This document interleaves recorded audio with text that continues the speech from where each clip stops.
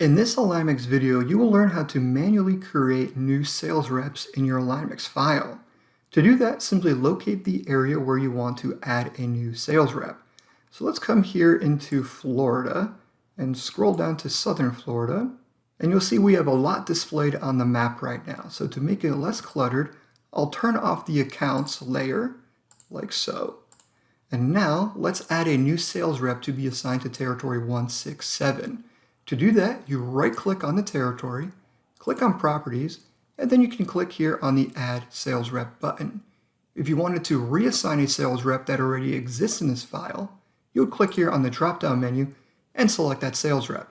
But in this case, we are adding a new sales rep.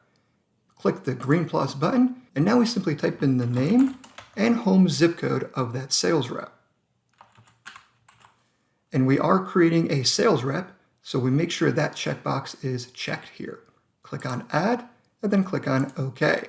And you can see right away that that new sales rep has been created and is assigned to territory 167. The sales rep that was assigned to that territory has now been unassigned. That's why they appear as a black color, showing that they don't have a territory assignment. You will also notice that the new sales rep that we just added is outlined in a red color.